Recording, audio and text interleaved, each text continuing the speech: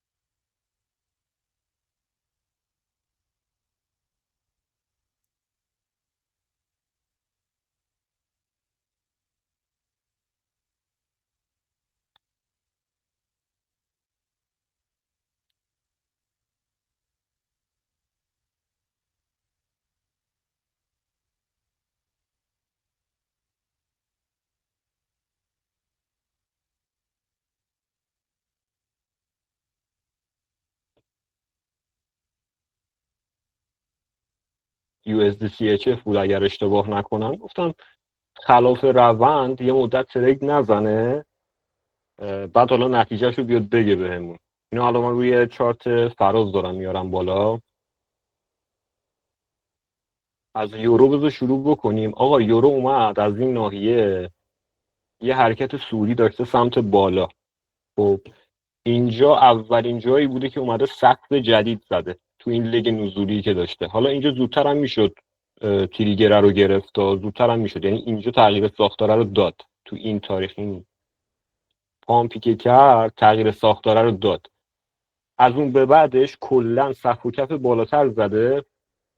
تمام معاملاتی که ما اینجا داشتیم، اونایی که حالا خلاف روند بوده، وین ریتشون خیلی پایین بود، خیلی، یعنی به شدت از اون چیزی که اینجا هست کمتر بوده. امروز هم من اینو چک نکردم، نگاه نکردم، فقط دیروز این توی محدوده کانسالیدیشن بود. این کانسالیدیشن رو فقط من 2 تا سل اینو گرفته بودم دیگه، بعد از این با این کار نداشتم. الان چیزی که الان داریم یه محدوده سقفه که رسیده باهاش ایکول درست کرده. اگر امروز رو، یعنی این تایم آسیا رو بخواد یه ذره درجا بزنی، این قسمت رنج نگه داره، فردا با اولین شکست ساختارش به سمت بالا یا الغاش به سمت پایین، اینو میشه لانگش کرد، میشه لانگ گرفت. حالا فعلا نقدینگی هایی که داره درست میکنه یه بخشش اینجاست. امروز هم که اومد از اینجا بلند شد دیگه، اومد اینجا رو الغا کرد. البته الغای ساعت چند بود؟ این مال ساعت 9 یه جا هستش. ما معمولا با الغای حالا 9 شب کار نداریم. اینجا 19 و 10 دقیقه حالا مثلا اینجا میدیگیت کرد، از اینجا رفت بالا. حالا من دیگه اینو نگرفتم.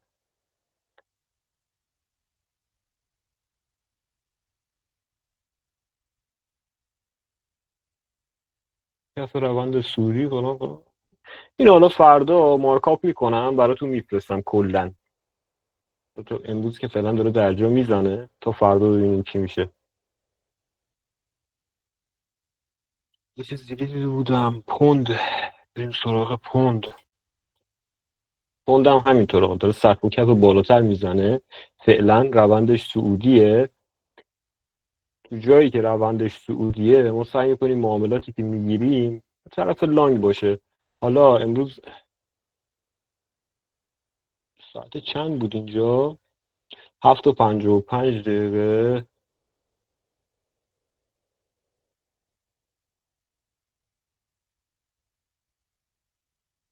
تو گروه کدوم یکی موقعیت رو فرستاده بودن براتون؟ کدوم؟ یه موقعیتی بود میخواستم راجبش صحبت بکنم. کلا مارکاپ هم همه رو اون بود. الان اومدم بالا رو این یکی سیستمه، مارکاپش رو ندارم، کلا نمیدونم چی به چیه. الان با من یه با بچه هایی کلا با همه سیستم رو من عوض والا کردم، مارکاپاش چند تا حضور مارکاپ ذهن داشتم، ندارم. مارکاپولش عوض شده. خب این طرف ندارم، رو فراز آوردم بالا. مارکو همه چارتام خالیه کلا. نمیدونم من کدوم آقا شما بگید من کدومو براتون تحلیل بکنم، کدومو برم براتون. مارکت کریپتو باشه، همین باشه، کدوم یکی باشه. جواد جان به نظرم تحلیل رو بیخیال شیم، ببینیم اگر ایرادی داره در خدمتشون باشیم. خب کدوم چارتو بریم بچه؟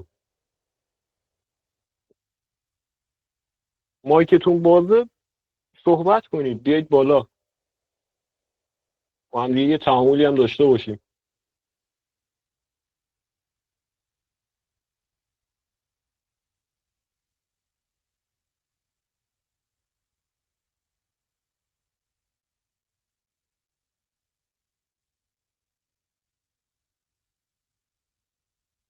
من یه یورو دیدم، علی آقا صادقی گفتش یورو، بریم سمت یورو. خب کجای یورو رو بریم؟ موقعیت معاملاتیش رو بخوایم در نظر بگیریم. علی آقا ببین گفتم موقعیت معاملاتی برای یورو، خب الان تو این محدوده سقف و کف بالاتر داره میزنه. من فعلا سمت چپ چارت رو کار ندارم، اصلا سمت چپ چارت رو کاری ندارم که اینجا داره به کجا میخوره، به کدوم محدوده میخوره. یعنی مثلا این اگه بخواد بیاد اینجا رو بخواد بزنه، من سل نمیزنم اصلا و ابدا. وای میستم واکنشش به این محدوده رو ببینم، بعدش شروع میکنم حالا معامله زدن یا هر چیز دیگه ای. چون معمولا بخوای در نظر بگیری سمت چپ چارت زمانی که از یه جا قیمت برمیگرده یا عوض میشه، کلا میشه یه روند جدید. ما تو تایم فریم های پایین داریم کار میکنیم، مثلا تو تایم فریم 5 دقیقه یکم سخته، مگر اینکه بخوای حالا لیمیت اوردر بکاری، لیمیت بخوای بذاری. الان اون چیزی که ما داریم میبینیم تو یورو، از اینجا قیمت سقف و کفای بالاتر زده، روندش هم شارپ سعودیه، اومده امروز اینجا، دیروز اومد این منطقه رو نقدینگیشو جمع کرد به این محدوده. حالا تو سبکای دیگه بهش میگن فیلیپ، نمیدونم بریکر بلاک یا حالا هر چیز دیگه، به این میتیگیت کرد این قسمت رو. فرداش که امروز میشد کلا روندش سعودی بود و دوباره برگشته اینجا. الان یه دونه ایکول های ساخته. این ایکول های رو الان چه باید کرد؟ هیچ. وای میستیم فردا تایم معاملاتی وقتی شروع شد، اگر ستاپمون رو داد باهاش سل میزنیم. ستاپمون منظورم چیه؟ خودم به شخصه این کار میکنم، وای میستم تو آسیا ببینم چی تشکیل میشه، از کجا نقدینگی میسازه، کدوم قسمت ها برامون نقدینگی میسازه. اگر یه چیزی مثلا مثل همین ساخت، یه مشابه مثل همین ساخت تو آسیا، یه رنجی ساخت، اینو نشون بدم.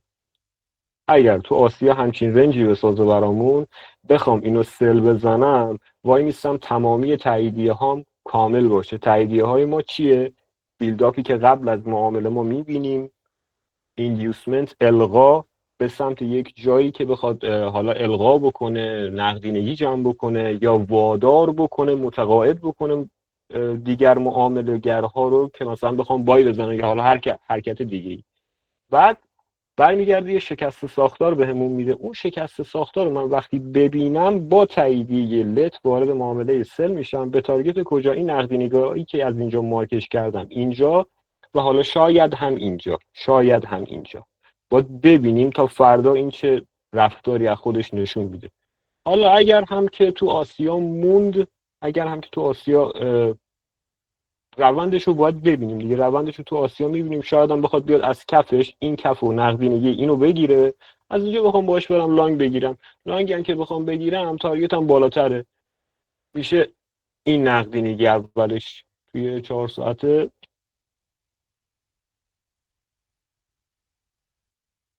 اینجا یه بلاکی برامون تشکیل داده، گپ هم داره، این جای خوبیه، میشه قیمت بهش برسه. تو تایم فریم های 4 ساعت هم که سعودی هست، اینو به سمت این لانگ میگیرم. پس وای میستیم ببینیم کدوم طرف به همون ستاپمون رو میده. قبلش ذهنیت حالا نمیدم، ذهنیت نمیگیرم حقیقتش، من نگاه میکنم هر جا فرداش ستاپ به همون بده، ستاپمون رو میگیریم. اینم حالا توی مارکاپ خودم مشخص کرده بودم این نیست. بریم بعدی. آقا چارت دیگه ای دارید پیشنهاد بدید ما همونو بریم.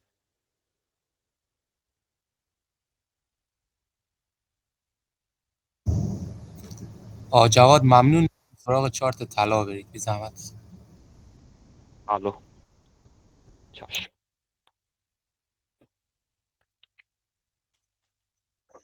الو از تایفونه به بالا بخوایم نگاه بکنیم به به چه فشرده‌ای شده.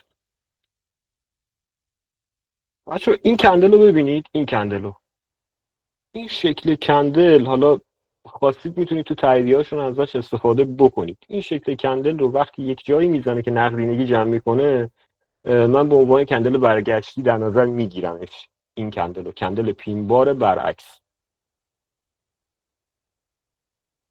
مثل همین دقیقا. این کندل های جالبیه، کندل برگشتی. آقا طلا توی یه رنج تقریبا میتونم بگم 112 روزه است. توی رنج 112 روزه است. ما یه دونه اینجا FVG داریم و یه بلاک داریم تو تایم روزانه. میدونم اینو داریم.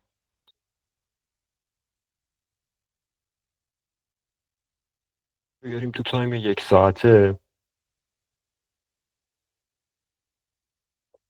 محدوده پایین و این محدوده بالا برای من مهمه. اینو فردا میبینیم اگر اومد به سمت پایین. البته روند پایینش روند پشتمون سعودیه، درسته داره رنج میزنه، ولی خب اینجا شکست ساختار رو داده. وقتی هم که شکست ساختار رو داده روند پشتمون سعودی. حالا اینجا درسته اومده کف و زده، ولی خب حالا فعلا فرض رو بریم میگیریم که حالا سعودیه فعلا. حالا فردا چیکار میکنیم؟ این وای میستیم حالا این یه چیزی تشکیل بده. آقا چارت طلایی من چرا انقدر نویز داره؟ اصلا کلا همینجوری بود امروز. امروز اره آسیا درست کرد قشنگ.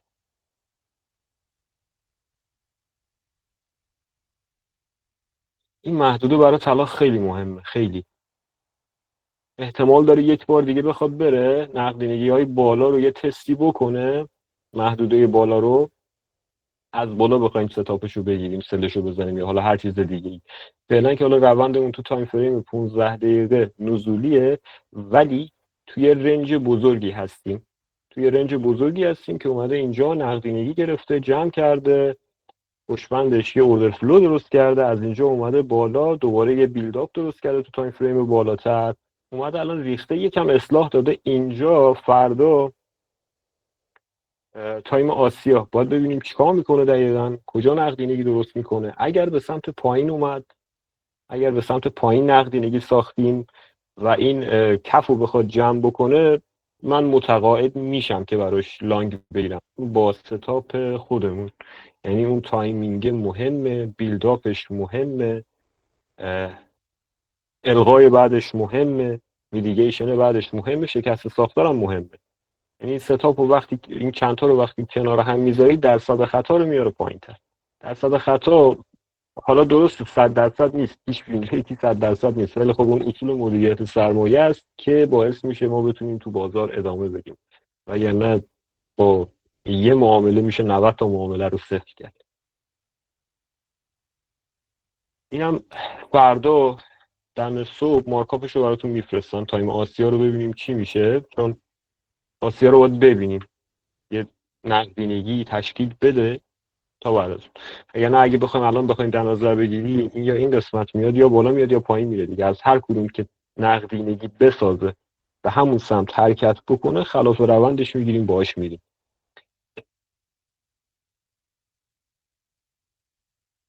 شارت بعدی مد نظرتون هست؟ آقا یکی از بچه‌ها گفته بود توی بیلداپ مشکل داره، نمیدونم الان هست تو میکی یا نه.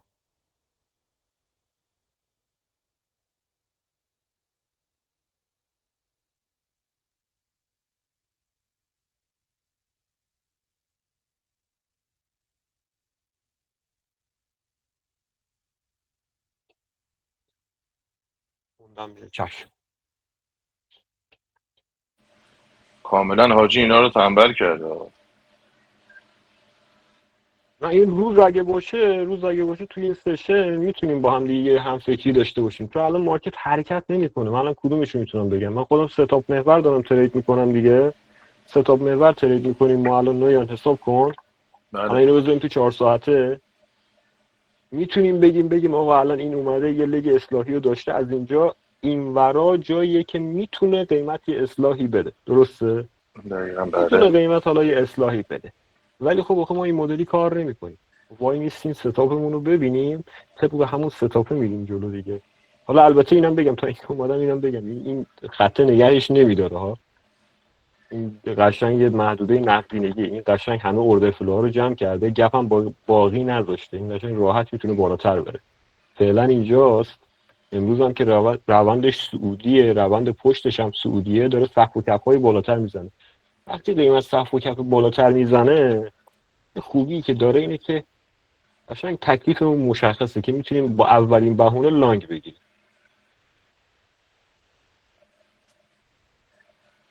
بسیار هم عالی. دوستان در مورد اف باس گویا پرسیدن.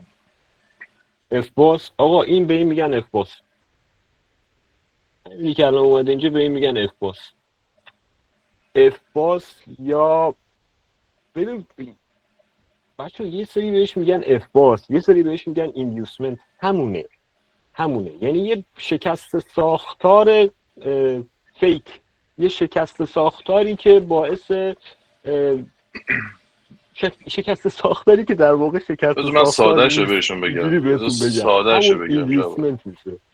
ببین شما وقتی یک روند مثلا صعودی داری و این روند صعودی شکسته میشه، بهش میگن اف باس. همین ساده رو اگر دنبال کنید راحت میشه پیداش کنید. یکی از بچه‌ها یه سوالی پرسید، گفتش تشخیصش تو گذشته چارت چجوریه. ببین من همینو برات برم. الان من اینو یه شکست ساختار در نظر میگیرم، درسته؟ اینو یه شکست ساختار در نظر میگیرم، میگم قیمت داره از اینجا کم کم حرکت میکنه به سمت بالا. خب روند پشت منم سعودیه ها، روند قوی دارم که سعودیه، داره میره بالا. اوکی. حالا من میام اینجا میگم خب احتمال داره که به این محدوده بخوره. حالا اینو خاموشش بکنم. میگم آقا قیمت احتمال داره به این بخوره، من اینو سل بگیرم باهاش بیام پایین. قشنگ تا اینجا هم اگه باشه میگیم آقا سقف آسیا رو الغا کرده، میاد اینجا، اینم که اوردر فلو درست کرده، میتیگیت کرده، پس من اینو میگیرم تا کجا؟ تا این قسمت. میتونم یه سل بزنم دیگه. شکست ساختاراش هم قشنگ برای خودم در میارم، میگم آقا اینجا یه شکست ساختاره، اینم یه شکست ساختاره، پس این میریزه، سل میزنه. ولی در صورتی که روند من سعودیه، این میشه یه شکست ساختار فیک یا همون ایندیوسمنت. یکی از راه‌های تشخیص فیک بریک آف استراکچر دقیقاً همینه که تو نگاه بکنی ببینی آقا من روندم سعودیه، تو روند سعودی شکست ساختار به سمت پایین پیدا کردن نمیگم نمیشه، میشه، ولی خیلی تاییدیه های بیشتری میخواد. فقط صرف این نیست که من این قسمت چارت رو دارم میگم خب الان این اومد، روند من سعودیه، خط روندم رو شیکوند، اینجا من یه شکست ساختار دارم، این آخرین کفی بوده که سقف زده، اینجا شکست ساختار دارم، اینجا من اوردر میکارم برای سل زدن. این میشه دقیقاً یه فیک باز که دقیقاً مارکت میاد اینجوری از خجالت در میاد، میره بالا. یه داستانی هستش میگه آقا این قیمت همیشه تمایل داره ادامه بده خودشو، این همیشه دوست داره سقف و کف بالاتر بزنه، یعنی حالا یا سقف و کف بالاتر بزنه یا سقف و کف‌های پایین‌تر بزنه. حالا ما چیکار میکنیم؟ ما با قیمت میریم بالا تا کجا؟ تا زمانی که بخواد یک جایی رو میدیگیت بکنه یا تاییدیه های خیلی قرص و محکمتری بگی. الان من اولین جایی که میدونم آقا قیمت میتواند برگرده، اولین جایی که مثلا میگم آقا قیمت میتواند برگرده، میگم آقا اینجاست. یکی اینه. این ورا من احتمال میدم قیمت برگرده. حالا اینه یک محدوده است. خب ریمم یه حرفی داره میگه آقا قیمت کف و الغا میکنه این قسمت رو کف رو القا میکنه که سقف رو بزنه، یا قیمت سقف رو القا میکنه، بالا رو القا میکنه که با سوخت بیشتری بخواد بیاد حرکت بکنه به سمت پایین. من چی کار میکنم؟ میام آقا تو روزانه نگاه میکنم روند من خب سعودیه، داخل روز میخوام ترید بکنم، میام این روند من سعودیه، چند تا نقطه مهم برای نقدینگی دارم. کدوم ها هستن؟ های روز گذشته، لوی روز گذشته، کف آسیا، سقف آسیا، های هفته گذشته، لوی هفته گذشته. اینا رو میام مارکش میکنم. وقتی مارکت شروع به حالا حرکت کرد، به نسبت همون میام واکنش نشون میدم. الان اینجا سقف آسیا القا شده بود، درسته؟ اینجا اگه میخواستیم بیام خب سل بزنیم که خب اصلا ریواردش نمیصرفید، تا اینجا میرفت فرسایشی با 2 تا کندل میومد قشنگ استاپ. ولی اگر در روند من بخوام برم ترید بکنم، میگم خب اومد اینجا رو گرفت، کفو گرفت، میخوام باش برم بالا دیگه، درسته؟ اینجا یه شکست ساختار رو درست حسابی ببینم میتونم اینجا پیدا بکنم. همینجا مثلا، همینجا میگم آقا این توی 1 دقیقه این قشنگ یه گره دیگه، میگم آقا این گره رفته، این سقف رو زده، اینجا برگشته، این نقطه ریورسشه، ریورسال پوینت. من اینجا یه سل میزنم که حالا تو همون یه دونه کندل کارو تموم میکنه، نمیره زیاد بالاتر نمیره. همین داستانش. این با قیمت ادامه میدیم تا زمانی که بخواد خلافش ثابت بشه. خلافش چجوری ثابت میشه؟ به یک اوردر بلاک معتبر برخورد بکنه. اوردر بلاک معتبر هم تو تایم فریم های بالاتر، مثلا تو 4 ساعته به اوردر بلاکی بخواد برسه که اون اوردر بلاک گپ داشته باشه، نقدینگی خودش رو قبلش برداشته باشه، اونجا بخواد بیاد برسه که حالا با توجه به ستاپ خودمون تو تایم خودش بخوایم اپروچ در نظر بگیریم. من مثلا اپروچ 1 میرم، اگریسیو وارد میشم، لیمیت میکارم روی این، یا مثلا میگم آقا این وای میستم شکست ساختار رو بده، بعد از اینکه شکست ساختار رو داد و خورده اینجا وای میستم، شکست ساختار رو وقتی داد میام اینجا وارد میشم. یا نه، این قیمت بعضی وقتا شکست ساختار نمیره، گاهن از دستمون در میره، اون رو تو مارکاپی که من گذاشته بودم کنار میتونستم راحت‌تر توضیح بدم. تو اینجور مواقع اولین کاری که خودم میکنم اینه تو تایم فریم 1 دقیقه نگه میدارم قیمت رو. تو تایم فریم 1 دقیقه میبینم لت من صعودیه یا نزولی. اگر نزولی باشه، یعنی اگر همجهت باشه، لت من اگر همجهت باشه، تو 1 دقیقه اولین گرهی که منو به سمت پایین پوش داده قیمت رو، اونجا وارد معامله میشم، یعنی استاپو میذارم پشت اون گره. بذار اینجا ببینم میتونم پیدا کنم دقیق تر بهتون بگم.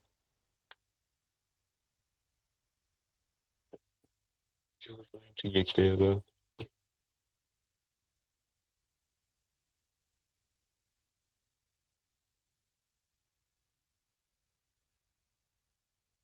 نه، اینجا اصلا من نمیگرفتم، این اصلا به ستاپ من نمیخوره.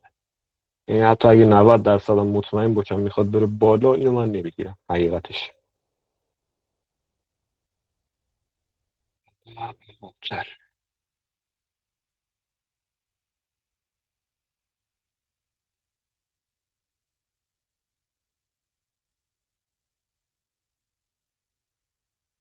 حالا اینجا ندارم عکسشو، ولی تو گروه میفرستم براتون حتما. تصور کنید حالا مثلا مثال میگم، قیمت میخواد از اینجا بریزه، یعنی اینجا رو یه در نظر میگیرم، میگم خب اینجا دیگه پایین این بخش، این لت من نزولیه، پولبکش هم زده. اگر بخوام ورود بزنم، یعنی همه نشونه ها رو ببینم، بعد که میخوام ورود بزنم، بای مارکت ورود میزنم، استاپو میذارم پشت آخرین کندل، بادی کندلش، یا شادو میذارم بالای شادو. میگم آقا الان مثلا میشه حرکت کرد به سمت پایین. به سمت کجا؟ به سمت اون نقدینگی هایی که از قبلش تشخیص داد. برای پوند حقیقتا الان تایم فریمش 5 دقیقه است، 5 دقیقه بیارم. برای پوند هم مثل یورو دقیقاً، یعنی وایستیم تو تایم آسیا حرکتش رو بزنه، کار خودش رو بکنه، بعدش نگاه میکنیم کدوم قسمت نقدینگی ساخته، و چون ستاپ محور کار میکنیم، حالا یا تایم لندن یا تایم نیویورک، اونجا وارد معامله میشیم. الان چند وقت من تو تایم نیویورک دارم تست میزنم، چون بیشتر کریپتو فوکس شدم، فوکس رو بردم سمت کریپتو. تایم نیویورک دارم نگاه میکنم، تایم نیویورک دارم نگاه میکنم بیشتر تا ببینم چه خبره چه خبر نیست، کجا میشه ورود زد. مارکت کریپتو هم الان ماشاءالله خوب داره گین میده بهمون. چارت بعدی کدوم یکی بود؟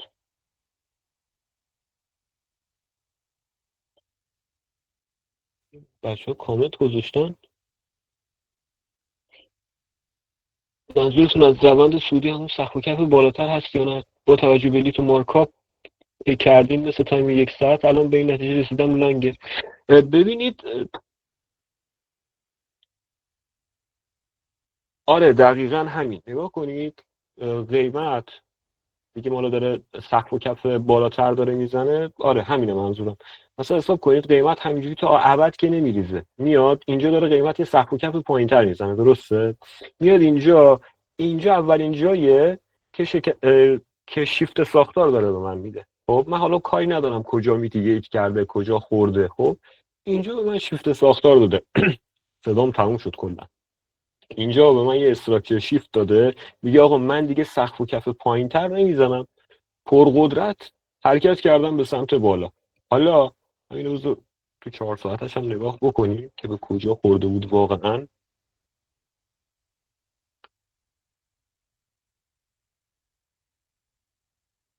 روند قبلش هم سعودی بوده، به اینجا خورده. خب حالا کاری نداریم الغا کرده یا نکرده، اصلا با اون بخشش کار ندارم، من اینو کلا یه رنجی در نظر میگیرم که قیمت اومده به یک محدوده خورده، از اون محدوده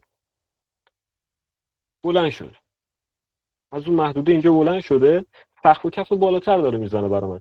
سقف و کفی که داره برای من میزنه برای من، خب میگم آقا این روند من سعودیه، پس معاملاتی که میگیرم دنبال معاملاتی میگردم که این در جهت روند من باشه.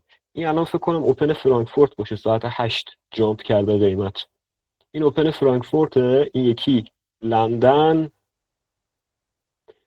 تقریبا شده ساعت 9 UTC پلاس. این مثلا لندنه، یه دستگاهی قیمتی اینجا داشتن، اینم دقیقاً M2 نه 11 که نمیشه. اینجا مثلا دیگه کم کم مارکت نیویورک شروع شده، 14 تا 14 تا 15 که اینجا یه منیپولیت داشتیم رفتیم بالاتر. آره منظورم از دقیقاً همینه، قیمت سقف و کف بالاتر داره میزنه، در جهت روند میرم معامله میگیرم. اگر بخوام اون ارز معامله بگیرم در جهت روندش میرم میگیرم.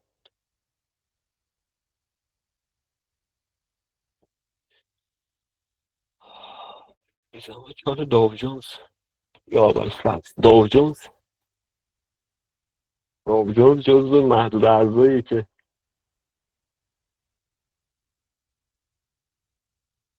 خیلی دوست داشتنیه برام.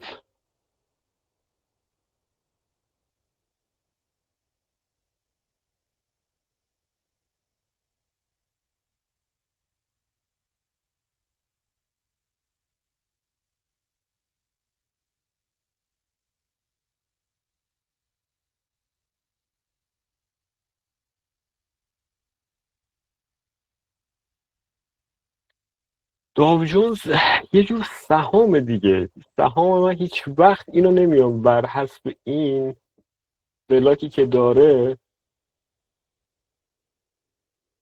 اینو بخوام سل بزنم. نه من این کار نمی کنم، چون قبلا این کارو کردم، تجربه خوبی ندارم که حالا آقایون بهتر میدونه. من تجربه خوبی روی این ندارم، به خاطر اون اول زیاد نگاه نمی کنم. دوم خیلی اینو ستاپ محور نگاه میکنم، یعنی وای میستم یه جایی حالا ببینم چی بشه، چند سال یه بار فقط یه بار این نگاه میکنم چجوری داره حرکت میکنه. من بیشتر به خاطر حرکت بیت کوین، چون بیت کوین و S&P 500 داو جونز اینا با هم دیگه حرکت میکنن، معمولا اینا با هم حرکت میکنن. زمانی که بیت کوین مثلا بود 68,000 تو سقف قبلی خودش بود، یکی از ساین هایی که میشد تشخیص داد مارکت سعودیه این بود که بازار سهام امریکا کلا رفته بود بالا، یعنی داو جونز بالا بود، سعودی بود، S&P 500 بالا بود، نزدک هم بالا بود. چون با هم دیگه حرکت میکنن گاهن به خاطر همین چکشون میکنن. ولی نظری بخوام بدم راجع به این، میدونم الان به یک محدوده میدیگیت کرده، ولی خب من این محدوده رو نمیگیرم. حقیقتش بخوام بگیرم حالا نه، این محدوده رو من نمیگیرم. روند پشت من به شدت سعودیه، به شدت. یعنی قیمت جامپ کرده اومده به سمت بالا، الان اینجا داره درجا میزنه، نقدینگی جمع میکنه.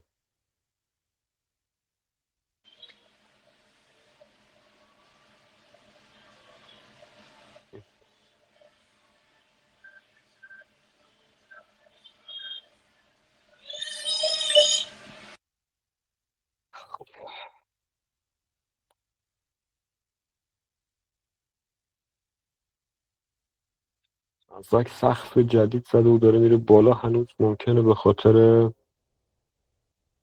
اون باشه که نریخته. ببینید این که نزدیک رفته بالا، سوال من متوجه نشدم یه بار دیگه.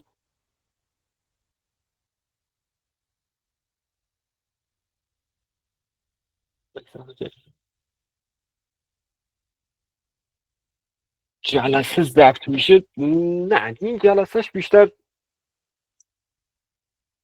یه جورایی خودمونی طوره این جلسهش دیگه. حالا چیزیست مگر حالا فردا اگه وقتی باشه تایم مارکت بخوایم بریم یه دونه لایف تردی بخوایم با هم بریم، اونو حالا بعداً یه فکری به حالش میکنیم.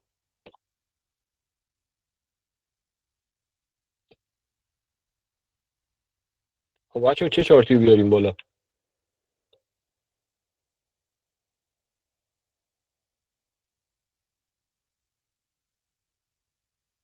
شهبازی یورو موقعیت های امروز. ببینید من راجع به یورو صحبت کردم. خب الانم که موقعیت های امروز، یه اخلاقی که حالا ما داریم اینه که چون ستاپ محور ترید میکنیم هیچ وقت نمیریم تو گذشته بازار بخوایم نشون بدیم بگیم آها نگاه کن این اینجوری میشد این نمیشد. نه، تو لایو مارکت نگاه میکنیم، تو لایو مارکت هر اتفاقی که بیفته همونو درجا میگیریم.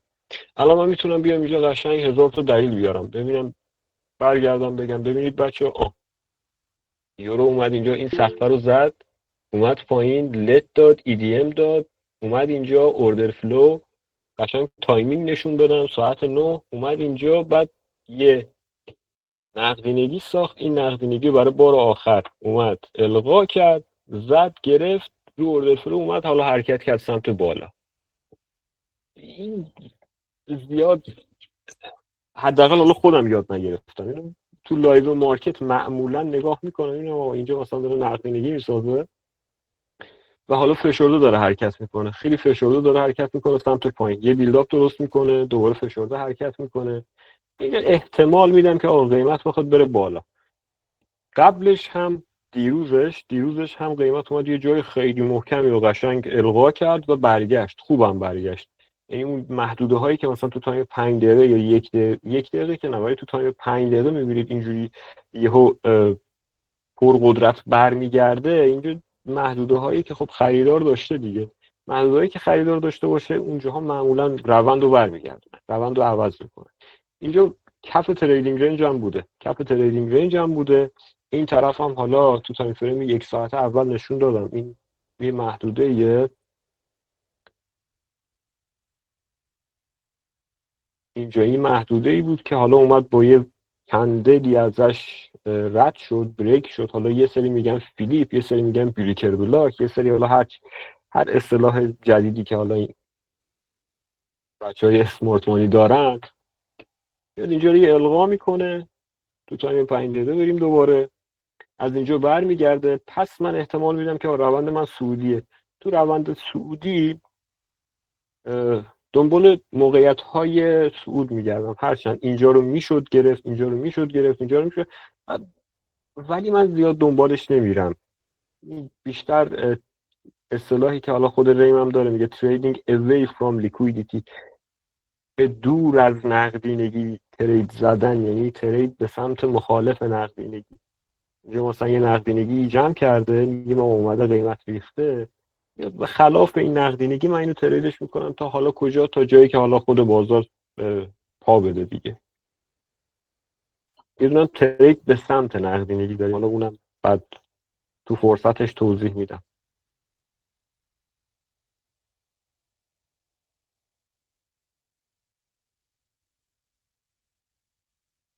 چیو کات بکنم؟ اگه امکانش هست کات کنید و متوجه نشدم. ریپلای فکر کنم منظورشه. ریپلای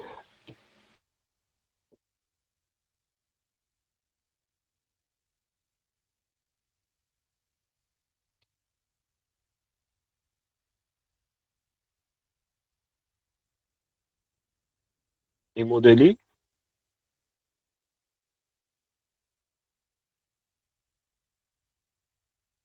خب میدونیم چه خبره، میدونیم روند صعودی که اینم میشه مغالطه. اینو باید کپ مارکت بریم دیگه.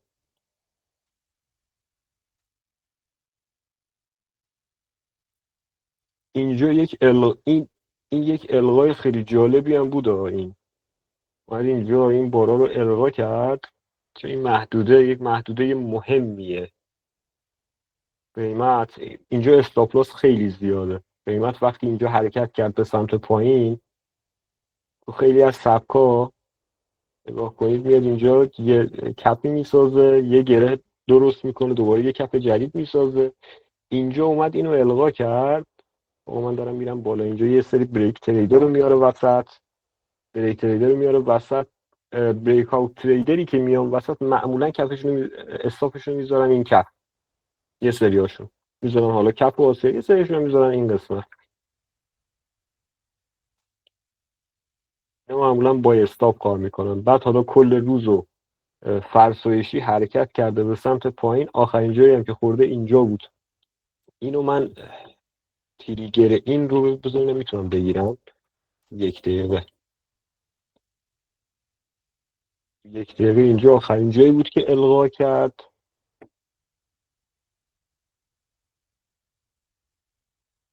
این 50% این کندل. بریم بعدی. اینجا شکست ساختاره رو داد. کندل بعدی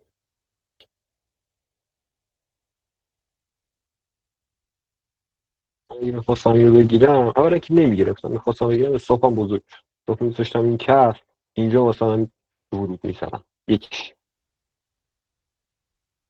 فولبک به اینم هست، به لت هم هست.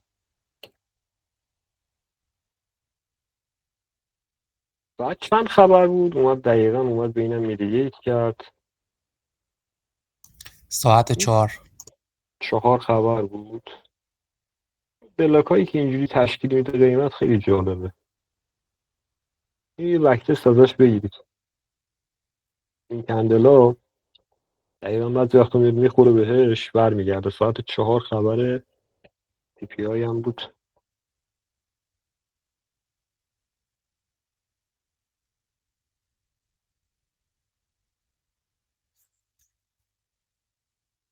شیش ماه پیش بود. کی بود سر همچین چیزی یه بار من استاپ خوردم. اونجا فل زده بودم من. او قشنگ ترکید رفت بالا.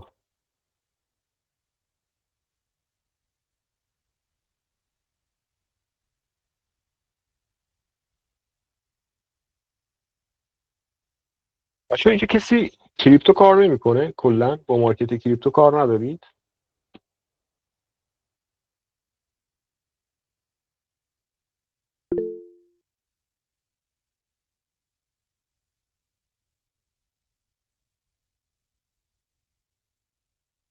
محمد شهبازی، علی صادقی.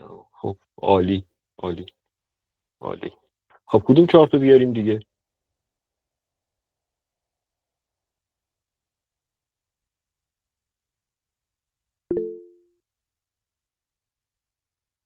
یکی از بچه‌ها راجع به بیلداپ پرسیده بود. میگفت بیلداپ باشا سختش نکنید. الان مثلا تایم 5 دقیقه بذار من برم. زمانی که قیمت فشرده میشه بیلداپ. اینجا این میشه یه بیلداپ. این میشه یه بیلداپ.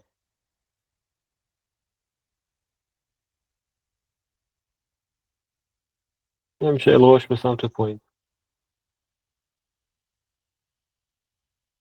آسیا کلا میشه یه رنجی که همیشه تو بیلداپ هست، معمولا حرکت نمیکنه. برای کسایی که خونسردن خیلی خوبه، حالا حوصله هیجان رو ندارن خیلی خوبه. این میشه بیلداپ.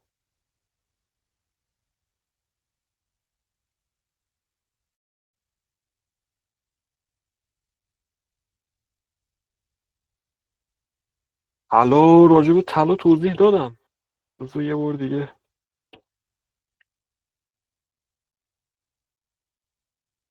طلا 2 تا محدوده داریم.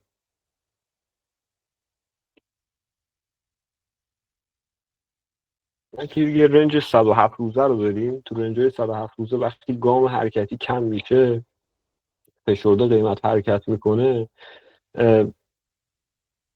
یه جو بالاخره میزنه بیرون، یعنی حرکاتش کم کم دیگه باید شارپ بشه. این تو تایم روزانهشه. تو تایم روزانه ما یه همچین محدوده هایی داریم. یه دونه این محدوده است، یه دونه این محدوده. این 2 تا محدوده رو داریم. من منتظر واکنش به این 2 تا بخش میمونم. اگر اینجا بخواد بخوره به ستاپ هم بخوره، سل میزنم. اگر اینجا باشه لانگ میگیرم. اینو تو 15 دقیقه بیارم،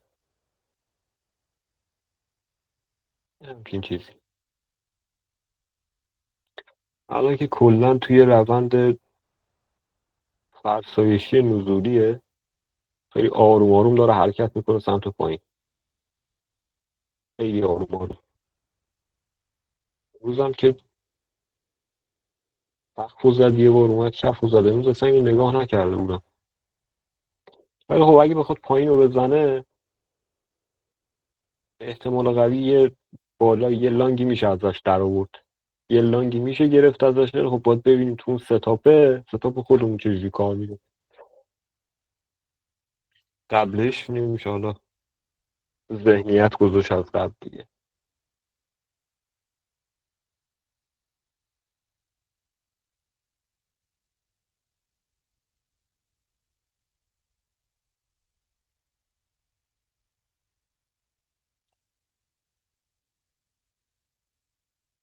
راجع به بیت کوین هم یه چیزی بگم.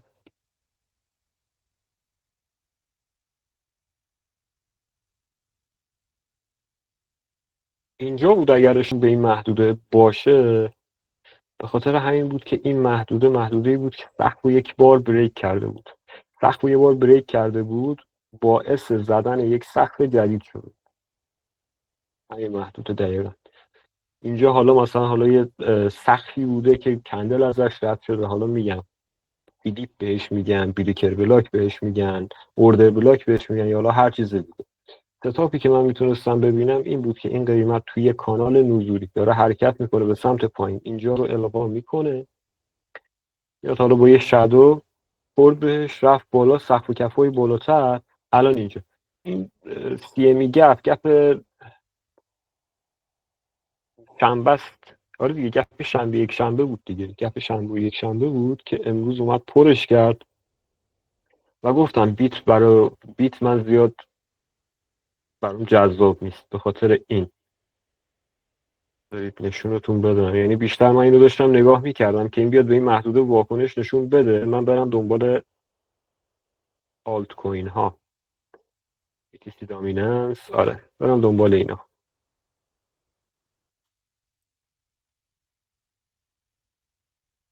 یه محدوده داشتم. این دیگه توی یکی از سناریوهای خیلی نمیشه گفت دور از ذهن، ولی خب سناریوی ذهنیم بود که اگه مثلا اینجا اگه بخواد برگرده قیمت، چه حرکتی باید بزنم. الانم که اومده فعلا از این قسمت ریجکت شده. اگر بخواد کلا اینو ریجکت بکنه، که به نظرم خیلی شارپ خواهد بود، این آلت ها خوب گین میدن، رشد خوبی میکنن.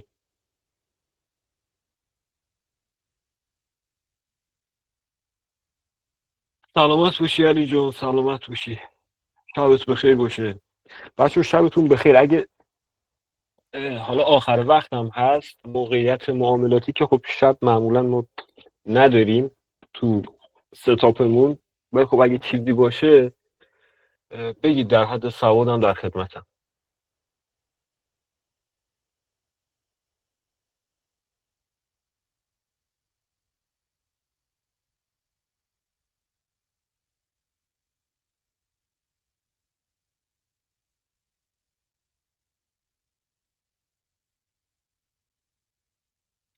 صدای من میاد بچه‌ها؟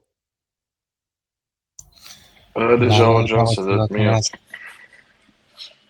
آره گفتم موقعیت معاملاتی الان که شبه نداریم معمولا، حالا یا فردا یا یه تایمی که مناسب تر باشه بریم برای موقعیت پیدا کردن، ستاپ پیدا کردن، دست جمعی دو سه تا با هم معامله بگیریم. خلاصه بفرما آقا مهران.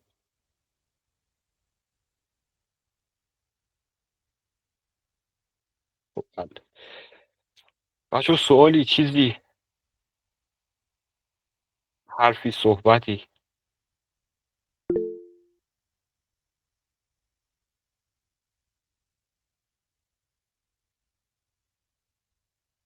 نویان جان شما صحبتی نداری؟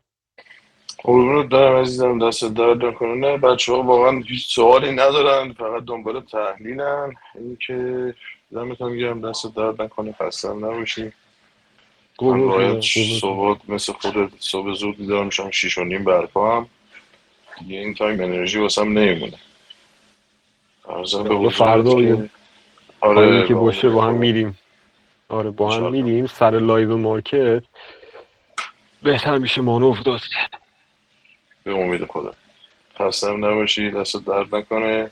بچه اگر سوالی سلامت باشی. ندارین میتونم تمامش کنیم.